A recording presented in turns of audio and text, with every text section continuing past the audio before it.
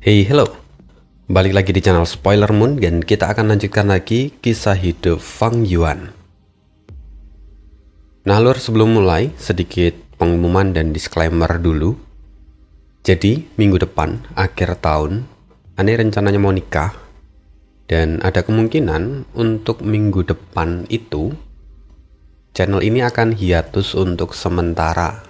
Kira-kira sampai awal bulan, sampai tanggal 4 atau 5 begitu. Nah, kalau misalnya ada yang langganannya udah mau habis dan tidak berkenan untuk langsung diperpanjang, ya nggak apa-apa, di stop dulu aja. Nanti kalau sudah update lagi baru langganan lagi. Dan tentunya gue mau ngucapin sorry banget.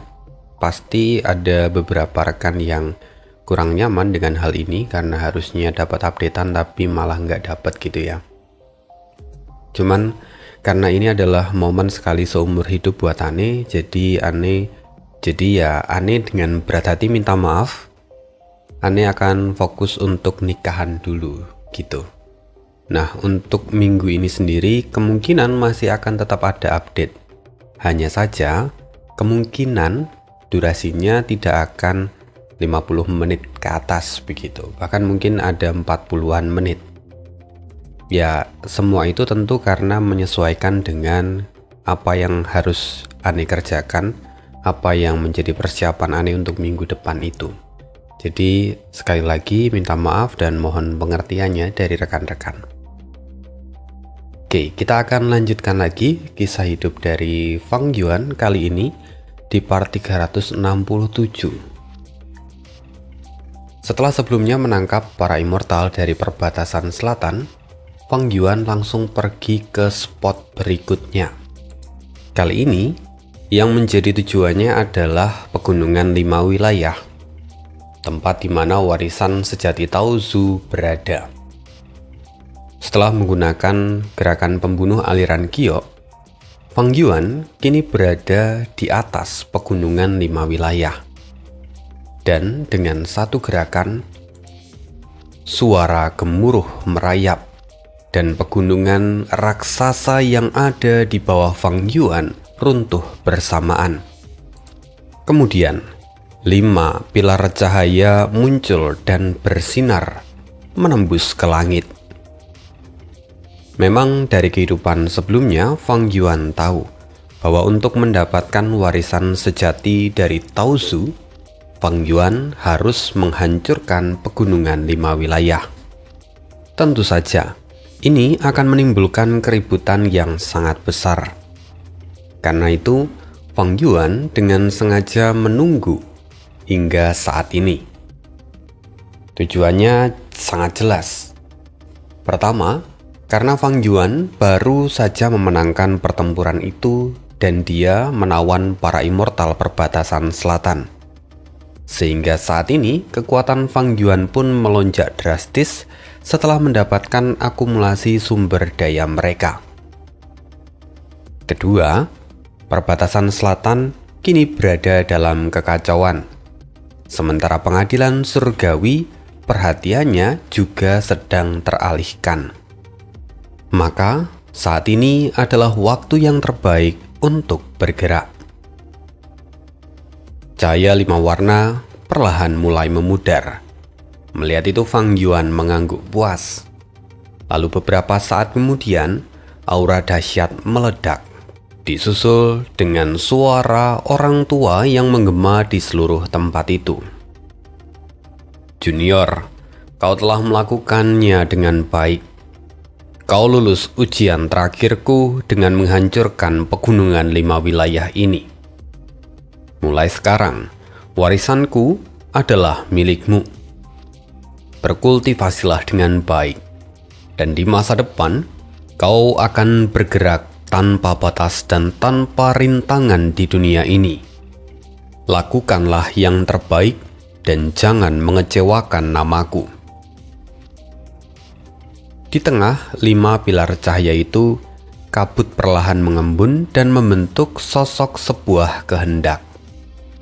Itulah kehendak yang ditinggalkan oleh Taozu. Fang Yuan tersenyum dingin. Dia lalu mengulurkan tangannya ke arah kehendak Tao Zu. Seketika, kehendak itu membeku. Sebuah kekuatan tak berbentuk menahannya. Lalu, Fang Yuan menariknya keluar dari pilar cahaya itu.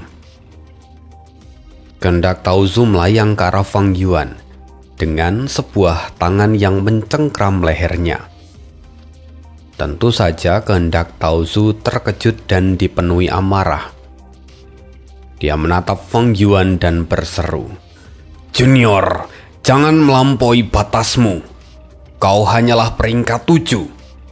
Sementara aku adalah peringkat 8 pada masaku."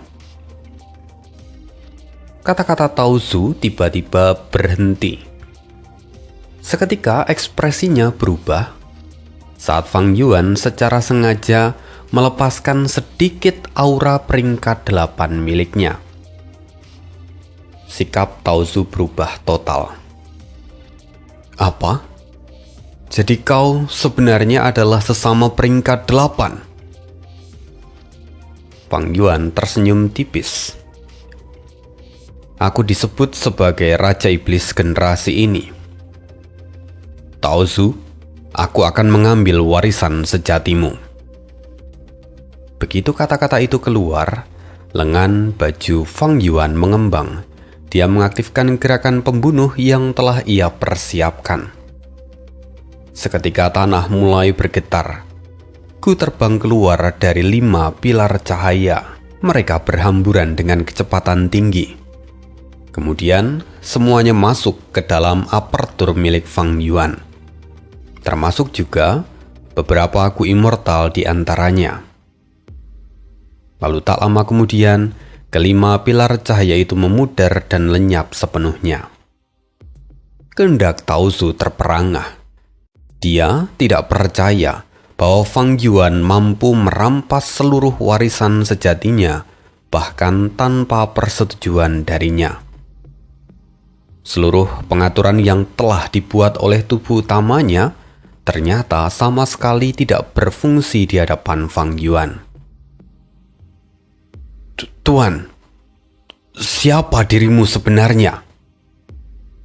Sikap kehendak Tao Zu kini berubah. Dia menatap Fang Yuan dengan campuran rasa ingin tahu dan juga rasa waspada. Tindakan Fang Yuan telah melampaui pencapaian Tao Zu semasa dia hidup. Kini tatapan Fang Yuan terasa begitu dingin. Dalam sekejap, kehendak Tao Zu merasa seolah dirinya ditelanjangi. Tak ada satupun rahasia yang tersisa di dalam dirinya. Fang Yuan tersenyum. "Tao Zu." Ya, saya ada di sini." Kehendak Tao Zu segera menyahut dengan gemetar. "Warisan sejatimu tampak menarik. Ketika aku mendominasi dunia dan menyerang pengadilan surgawi, warisan ini akan sangat berguna untukku. Sebagai imbalannya, aku akan membiarkanmu hidup di dalam gua surga milikku. Aku tidak akan menghancurkan kehendakmu. Aku akan memulihkanmu dan membiarkanmu bertahan." Kehendak Tao Zu sepenuhnya berada di bawah kendali Fang Yuan saat ini. Jujur saja, dia tidak lebih dari boneka yang tak mampu melawan Fang Yuan. Dan hal itu membuat hatinya terasa pahit. Dulu, tubuh utamanya meneliti misteri 5 dinding regional hingga ajal menjemput. Dan saat itu, Tao Zu telah mencapai terobosan besar. Sayang sekali, umurnya telah habis. Dia tak sempat menjadi terkenal. Jadi yang bisa dia lakukan hanyalah meninggalkan warisannya dan menunggu pewarisnya. Itu adalah penyesalan terbesarnya. Dan karena itu, Tao Zu dengan sengaja merancang warisan sejati ini agar dapat memicu keributan besar di pegunungan 5 wilayah, sekaligus untuk menguji dan memilih muridnya yang layak. Dia berharap ketika muridnya itu mengguncang dunia, maka namanya juga akan dikenang. Hal itu akan menebus semua penyesalannya sebelum kematiannya. Namun, sekarang apa hasilnya? Ternyata Fang Yuan yang datang dan menghancurkan semuanya. Fang Yuan memang sudah melewati semua ujian yang disiapkan, tetapi dia langsung melompat ke bagian akhir. Dia kini bahkan menawan kehendak dari Tao Zu. Dia merampas semua warisannya dengan paksa. Dominasi Fang Yuan benar-benar mutlak, dan ini sama sekali bukanlah apa yang diinginkan oleh tubuh utama dari Tao Zu. Tapi, apa pilihan yang dia punya? Dia hanyalah sebuah kehendak. Tao Zu menghela nafas panjang. Lupakan saja. Ya beginilah hidup. Aku tidak peduli apakah kau baik atau jahat. Warisan sejatiku kini berada di tanganmu. Mungkin kau akan menyebabkan pertumpahan darah di masa depan. Tetapi dunia pasti akan terguncang, bukan? Itulah yang ingin dilihat oleh tubuh utamaku. Selama kau tidak menutupi pencapaianku, aku tidak akan keberatan dengan apa yang mau kau lakukan. Mendengar itu, Fang Yuan tertawa keras. Tawanya menggema di langit. Rambutnya yang hitam berkibar bertiup angin. Matanya berkilau layaknya obsidian. Angin dan awan di sekitarnya bergerak mengikuti kehendaknya. Setelah tertawa, Fang Yuan menatap kehendak Tao Zu dengan sungguh-sungguh. Jangan khawatir. Aku tidak akan bersaing dengan orang yang sudah mati soal reputasi. Jika aku bahkan tak mampu melepaskan hal yang sepele seperti itu, bagaimana mungkin aku bisa melampaui pengadilan surgawi? Bagaimana aku bisa melampaui para venerable dan mengejar keabadian sejati? Kehendak Tao Zu terpaku. Seketika, kenangan lama membanjiri pikirannya. Dulu, cemoohan dan ejekan yang tak terhitung jumlahnya terus menghujaninya setiap saat. Bahkan, kekasih hatinya pun meninggalkan dia karena Tao Zu lebih mementingkan penelitiannya. Namun Tao Zu terus meneliti, meskipun air mata mengalir tanpa henti. Kerja kerasnya terbukti tidak sia-sia. Keteguhannya mengakar dalam, disiram oleh darah dan air mata setiap hari. Sampai akhirnya, apa yang ia kembangkan mulai berbuah. Ketika itu, tetua tertinggi dari klan Yao datang menemuinya setelah mendengar kabar pencapaiannya. Saat itu Tao Zu sudah mencapai peringkat 8. Pada awalnya, Tao Zu mendapatkan pujian. Namun pada detik berikutnya, tetua tertinggi dari klan Yao memperingatkan dia agar Tao Zu menghentikan penelitiannya. Tetua itu juga menjelaskan bahwa di masa depan dinding regional akan runtuh dan penelitiannya itu hanya akan menjadi batu sandungan. Kalau semua orang tahu akan penelitiannya, maka semua orang pasti akan mengincarnya. Mendengar semua penjelasan itu, awalnya Tao Zu menentang, tetapi pada akhirnya dia hanya bisa menelan pil pahit. Tetua itu memberikan beberapa bukti tentang ramalan di masa depan.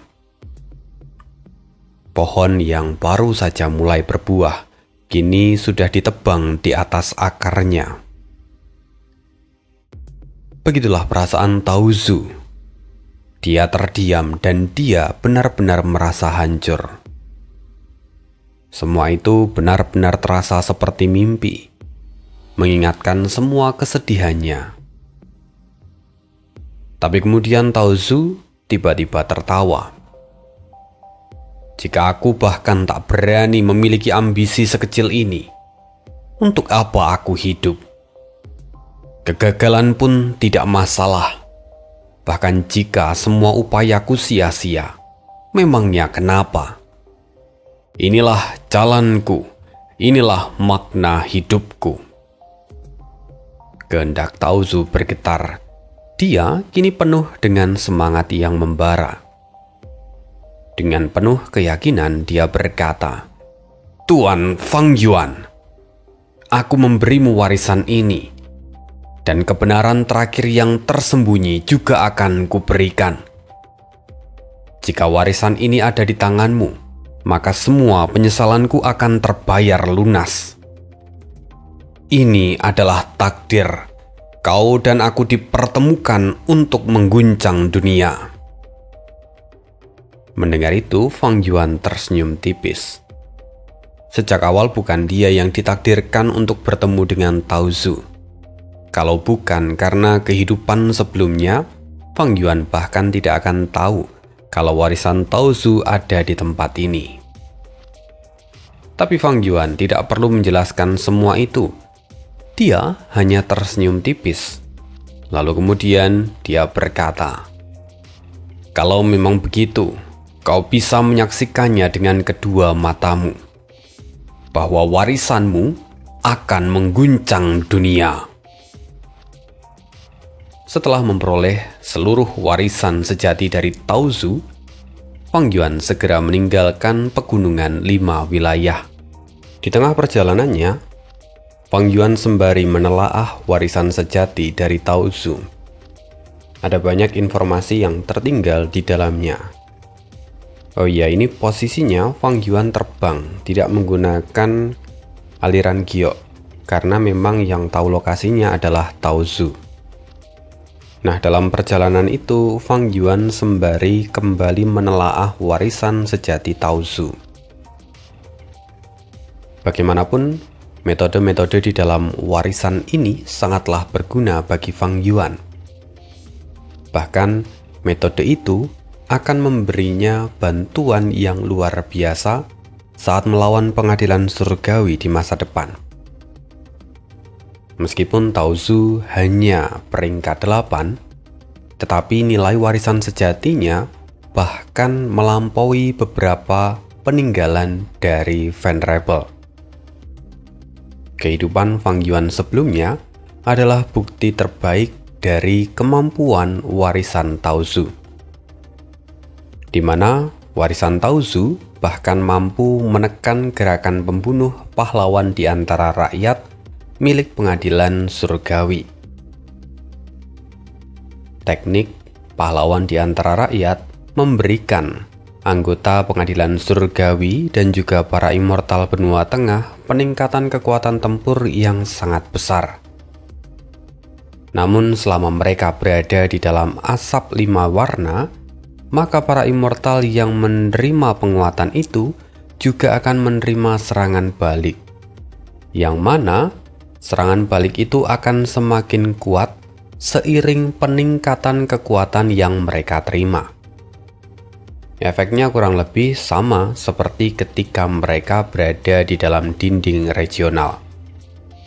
Nah, ini adalah metode dengan efek yang benar-benar luar biasa, yang mana tentu ini dapat mengcounter gerakan pembunuh pahlawan di antara rakyat milik pengadilan surgawi.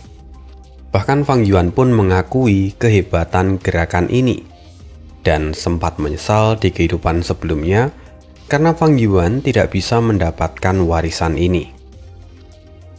Karena itu, di kehidupan ini, secara khusus Fang Yuan sudah mengatur situasi yang tepat untuk mendapatkan warisan Taozu. Kali ini meskipun aku tidak menemukan cara untuk sepenuhnya memecahkan pahlawan di antara rakyat, aku masih bisa menggunakan asap 5 warna ini untuk menghadapinya. Dengan begitu, maka orang-orang dari benua tengah pasti akan menderita. Tapi sayangnya, metode dari warisan ini masih kurang fleksibel. Saat digunakan, warisan ini membutuhkan pembentukan formasi abadi. Dan aku tidak membutuhkan formasi abadi yang statis. Aku harus memodifikasinya berdasarkan fondasi yang kupunya. Fang Yuan terus berpikir sambil menelaah warisan sejati Tao Zu. Dan seperti yang sudah ia perkirakan, formasi yang ia bangun bersama dengan para immortal perbatasan selatan serta dataran utara sebelumnya memang merupakan inti dari warisan sejati Tao Zu. Di dalam warisan ini, Tao Zu menamai formasi itu sebagai formasi batas 5 wilayah. Kabar baiknya, ternyata selain formasi ini, masih terdapat satu gerakan pembunuh yang lain dengan nilai yang setara. Gerakan pembunuh itu dikenal dengan nama pembatas Qi cahaya 5 warna. Ketika gerakan pembunuh ini diaktifkan, maka gerakan ini dapat menembakkan Qi cahaya 5 warna. Dan efeknya juga sama seperti formasi pembatas 5 wilayah ataupun dinding regional, yaitu kemudian menekan siapapun yang terkena oleh Qi cahaya 5 warna ini. Selama mereka ada di dalamnya, maka para immortal dari 5 wilayah akan menerima serangan balik. Semakin kuat gerakan yang mereka gunakan, maka semakin besar juga reaksi yang akan mereka terima. Tapi tentu saja, kekurangan dari gerakan pembunuh ini adalah dia tidak bisa membedakan mana teman ataupun lawan. Bahkan, pemiliknya siapa juga sama-sama akan terkena efeknya. Kalau gerakan ini digunakan oleh para immortal lain, tentu saja itu akan menjadi kerugian besar. Tapi tidak bagi Fang Yuan. Selama dia menggunakan janin abadi berdaulat, maka dia dapat bergerak bebas di dalam gerakan pembunuh ini. Ya, seperti Fang Yuan yang dapat bergerak bebas di dalam dinding regional.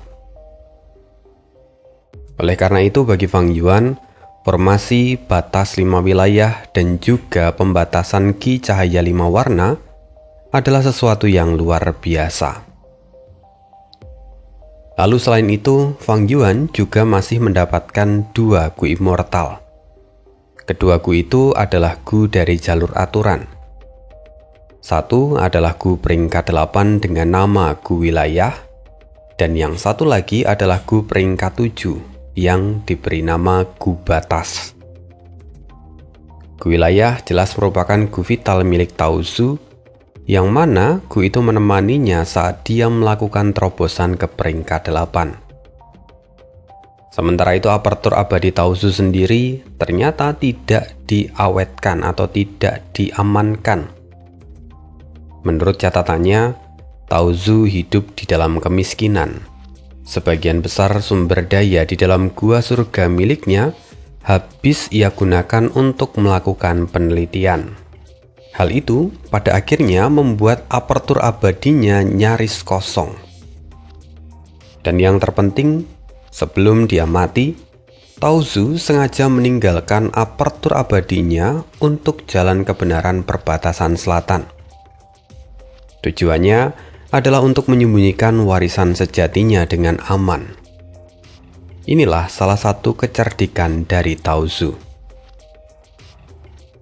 Sekarang Fang Yuan menatap warisan itu dengan perasaan yang semakin dalam.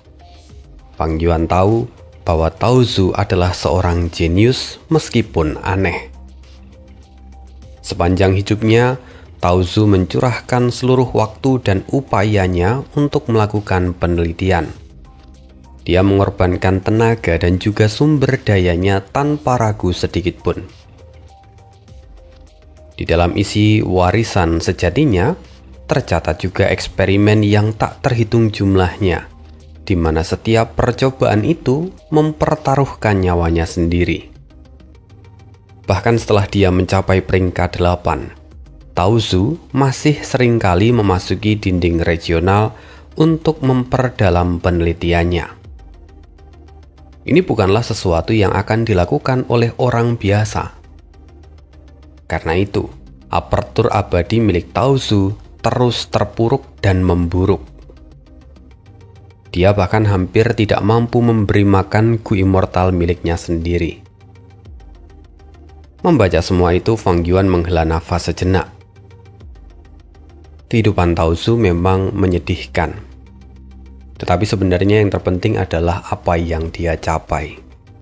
Dan kini, Fang Yuan segera menyingkirkan semua pemikiran itu. Dia akhirnya tiba dan berhenti di depan sebuah gua yang tampak biasa saja. Melihat itu, Fang Yuan mengangguk pelan dan berkata, "Sungguh penyamaran yang sempurna. Bahkan aku hampir tidak bisa merasakan kejanggalan apapun di dalam sini." Setelah itu, Fang Yuan lalu mengeluarkan kehendak Tao Zu. Kehendak itu melangkah maju beberapa langkah, lalu kemudian gua itu berubah sepenuhnya. Semburan makna sejati menembus dinding batu dan mengalir keluar. Kehendak Tao Zu kini telah mengakui Fang Yuan sebagai tuannya. Jadi dia menyerahkan makna sejati yang telah ia miliki seumur hidup kepada Fang Yuan. Sebelum menyerapnya, tentu saja Fang Yuan lebih dahulu memeriksanya dengan seksama. Setelah memastikan bahwa tidak ada masalah, dia lalu menyerapnya tanpa ragu. Hanya dalam beberapa saat, pencapaian Fang Yuan pada jalur aturan melonjak drastis. Dalam waktu singkat, Fang Yuan telah menjadi seorang Grandmaster hebat dari jalur aturan. Makna sejati Tao Zu ini mampu mengangkat seseorang yang bahkan tanpa fondasi jalur aturan menjadi seorang Grandmaster hebat dalam sekejap.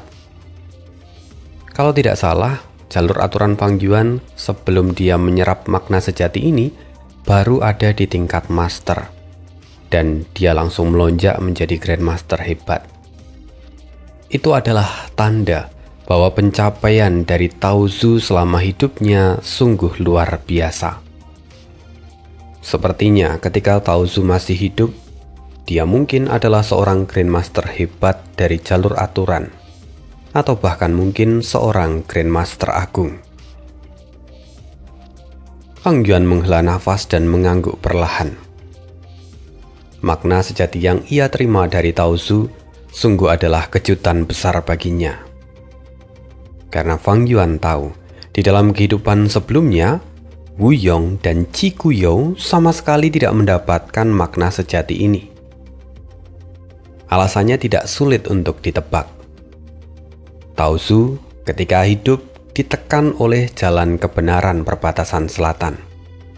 Dan menjelang kematiannya, dia bahkan dengan sengaja meninggalkan apertur abadinya untuk menarik perhatian dari jalan kebenaran. Sementara warisan sejati dan juga makna sejati miliknya disembunyikan di tempat lain agar tidak ditemukan oleh pasukan jalan kebenaran. Berkat kepandaiannya, Tao Zu juga berhasil menipu mereka semua. Dia meninggalkan jejak, seolah seluruh penelitian yang telah ia lakukan gagal.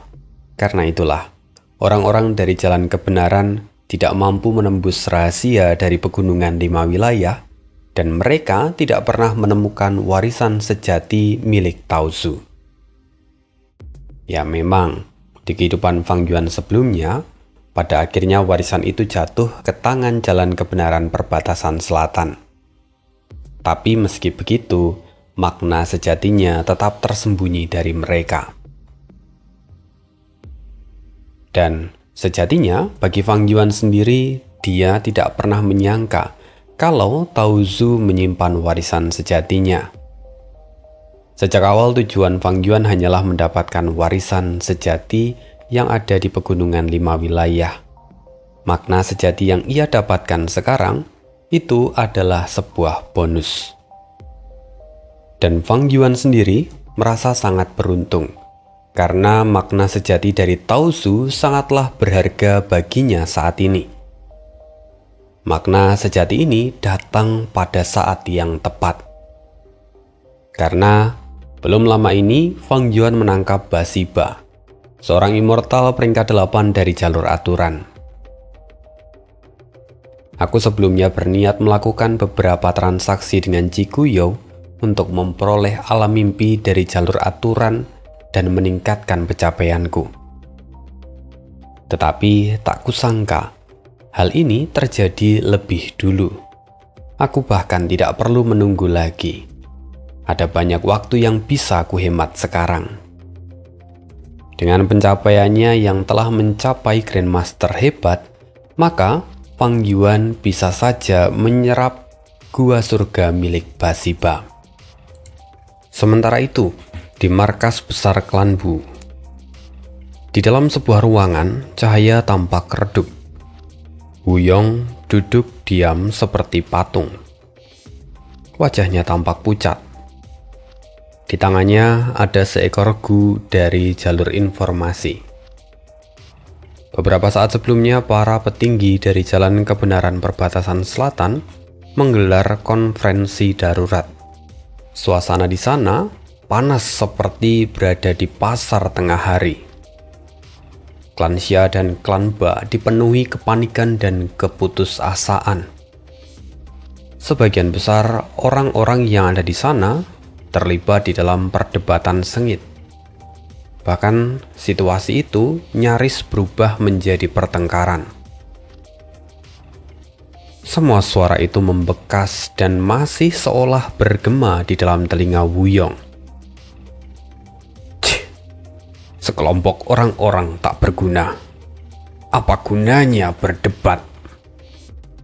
Wuyong mendengus karena merasa jengkel.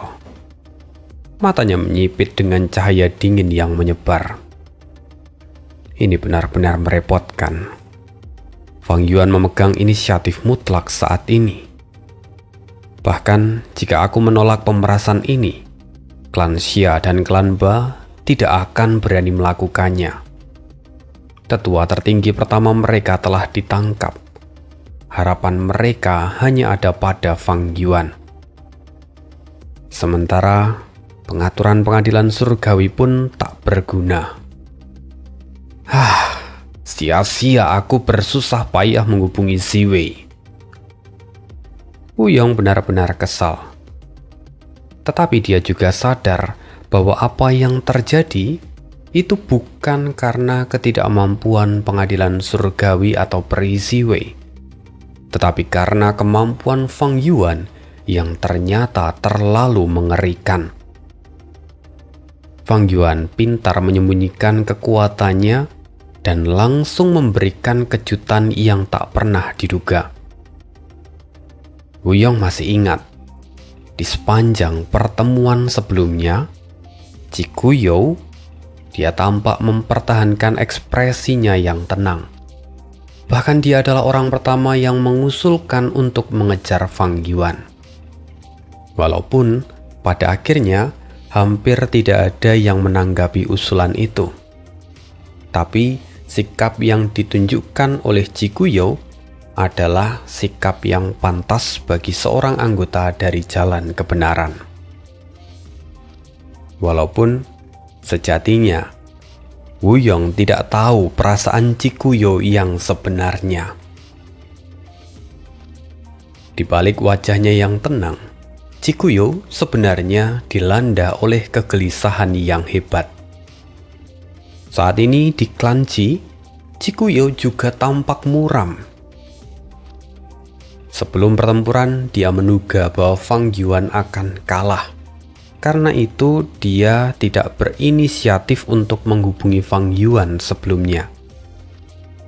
Tapi kali ini, ternyata Fang Yuan tidak hanya lolos, melainkan juga menangkap para elit dari perbatasan selatan plus 2 orang peringkat 8. Kalau ini belum terjadi, jelas Chikuyo tidak akan mempercayai berita semacam ini. Tapi sekarang, kenyataan seakan menampar wajahnya dengan tai. Yang terjadi bukan hanya jalan kebenaran perbatasan selatan yang jatuh dalam kekacauan, tapi Chikuyo sendiri juga merasa seolah-olah Fang Yuan kini tengah menggenggam lehernya.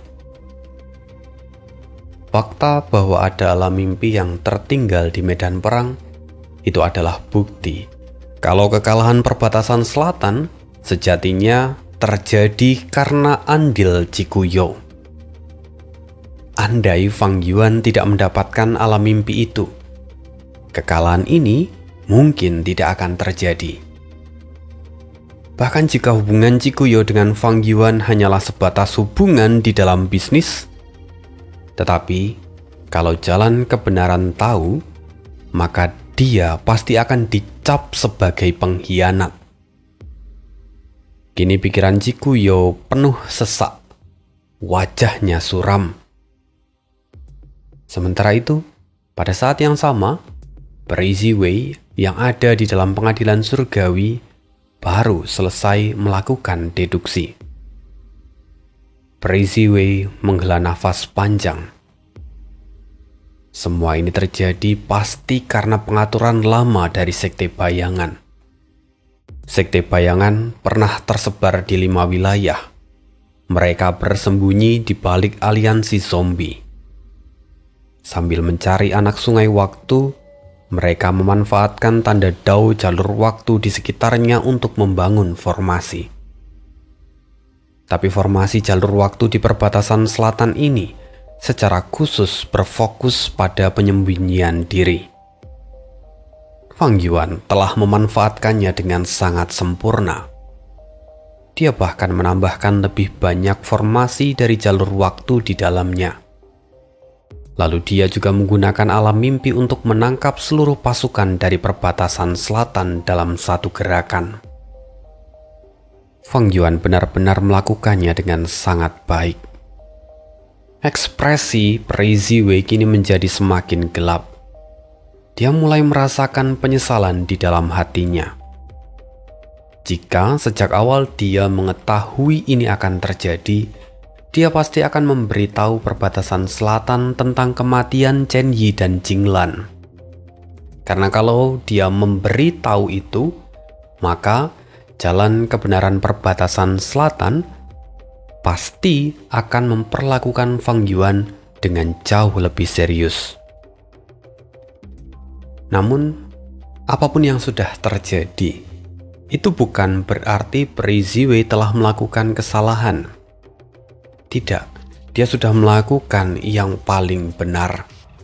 Hanya saja, Fang Yuan menang karena dia memiliki pengaturan yang lebih dalam dari Peri Ziwei, termasuk karena dia juga mendapatkan ingatan dari kehidupan sebelumnya.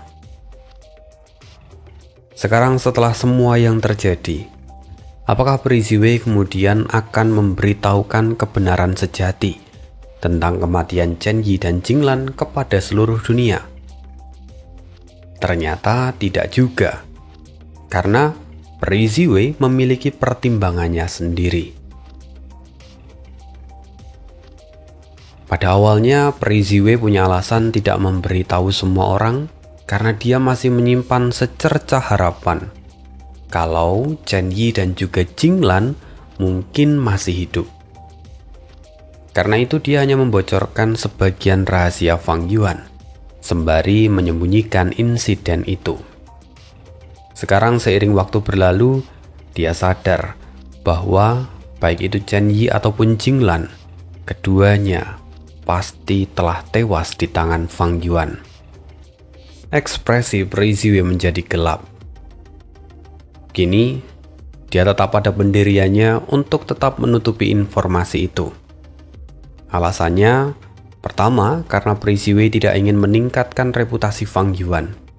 Dan yang kedua, karena Peri Ziwei khawatir kalau para immortal dari keempat wilayah lainnya justru akan memilih untuk berkompromi dengan Fang Yuan.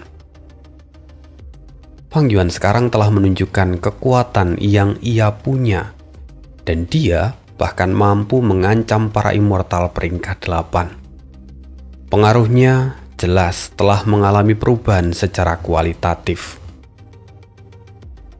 Dan dugaan Preiziwe memang benar terbukti karena Fang Yuan di balik layar sudah berhubungan dengan klan Qi dan juga klan Fang. Langkah apa yang diambil oleh Preiziwe kali ini itu menunjukkan kemampuannya dalam jalur kebijaksanaan. Bagaimanapun, keempat wilayah tidak sama seperti benua tengah. Kekuatan di 4 wilayah itu saling bertentangan dan tidak bersatu.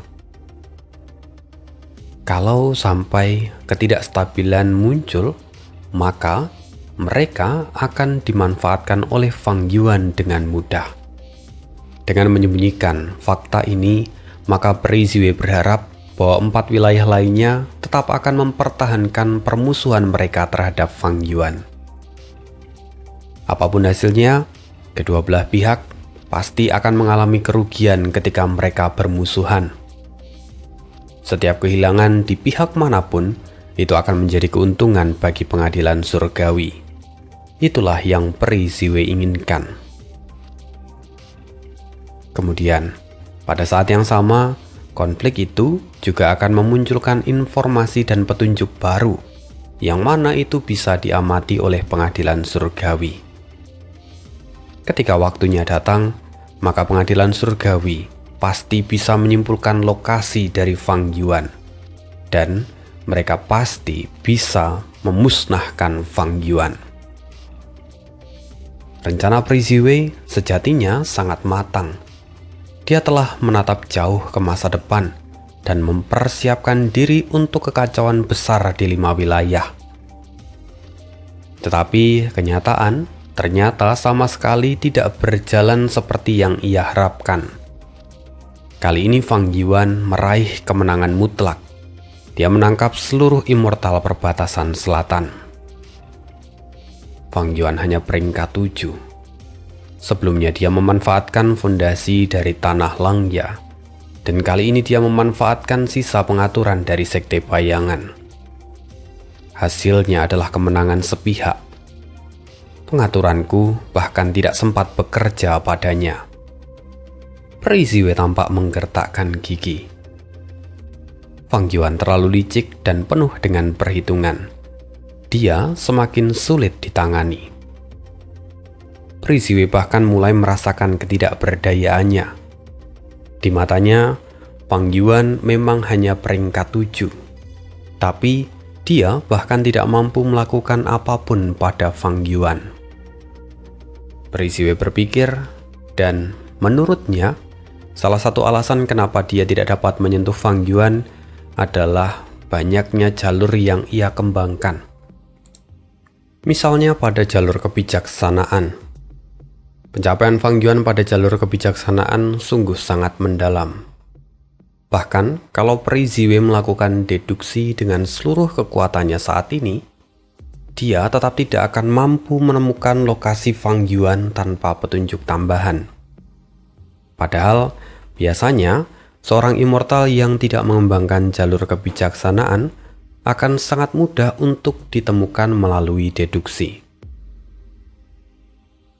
Kemudian, pada penyergapan yang dilakukan oleh para ahli perbatasan selatan, Fang Yuan telah menunjukkan pencapaiannya pada jalur formasi yang luar biasa.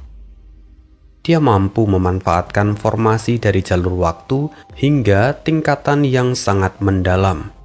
Itu berarti, pencapaian dari jalur formasi milik Fang Yuan setidaknya juga berada di tingkat Grandmaster hebat. Memikirkan semua itu, Preiziwe menggertakkan gigi. Dia menyadari bahwa Fang Yuan memang sangat sulit untuk diatasi saat ini.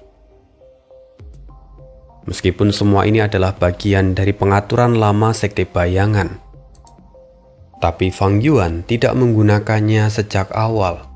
Dia baru menggunakannya kali ini. Dia pasti punya alasan. Apakah semua itu berhubungan dengan dia yang telah menganeksasi tanah Langya? Mungkinkah Fang Yuan mendapatkan pencapaian dari jalur formasi yang dia dapatkan dari Langya? Sial, aku belum bisa menyimpulkan ini. Aku masih kekurangan petunjuk. Preiziwe tampak menekan dahinya.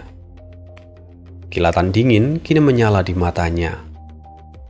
Dia lalu kemudian berdiri, meninggalkan aula pusat dan menuju tempat jiwa spektral di penjara. Dia kembali melakukan pencarian jiwa pada jiwa spektral. Dan setelah beberapa waktu, Preiziwe keluar.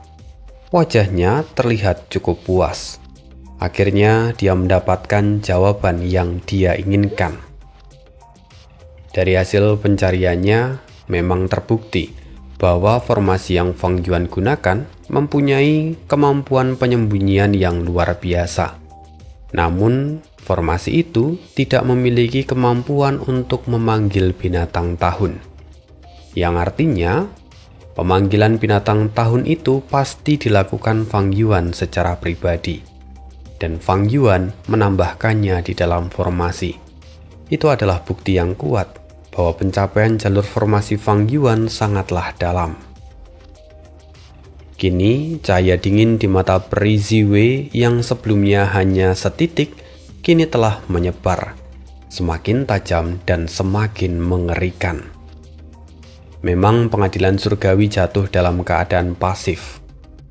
Karena itu, kemudian tak lama berselang, akhirnya sang jenderal perang dari pengadilan surgawi telah bangkit. Duklong akhirnya terbangun dari tidur panjangnya. Waktu Duklong bangun kali ini jauh lebih cepat dibandingkan dengan kehidupan Fang Yuan sebelumnya.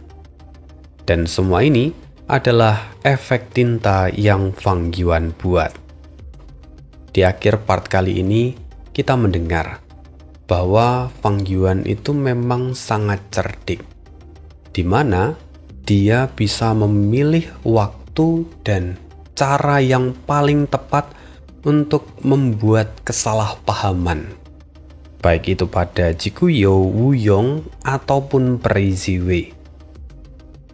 Fang Yuan memang masih menunjukkan identitasnya sebagai seorang immortal peringkat 7, walaupun pada dasarnya, dia kini sudah mencapai peringkat 8. Fang Yuan juga belum menunjukkan kekuatan sejatinya.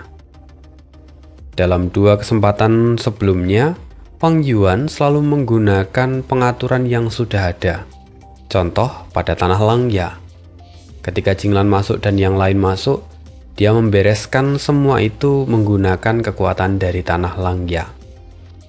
Dan yang terakhir, ketika menangkap para immortal dari perbatasan selatan, Fang Yuan menggunakan peninggalan dari Sekte Bayangan. Dia belum benar-benar menunjukkan kemampuannya dari seorang ahli peringkat 8.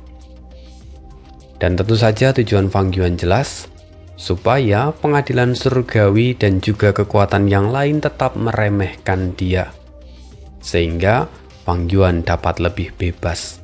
Ketika pengadilan surgawi sudah menganggap dia sebagai ancaman, maka kebebasannya akan benar-benar hilang. Dan masa depan yang akan terjadi akan benar-benar menyimpang dari kehidupan Fang Yuan sebelumnya. Kalau itu benar-benar terjadi, maka Fang Yuan akan dirugikan. Walaupun tetap dia bisa bersikap fleksibel. Namun seperti yang kita tahu, Fang Yuan adalah pribadi yang sangat berhati-hati. Karena itu, dia tidak bertindak sembarangan, memanfaatkan waktu sebaik mungkin.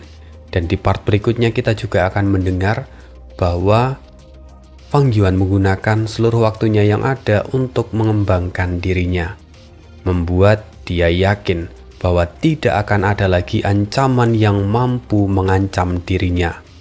Sama seperti di kehidupan sebelumnya. Karena itu kita akan sambung lagi kisah hidup dari Fang Yuan di part berikutnya. Sekian dulu hari ini, terima kasih, see you again in the next video dan bye.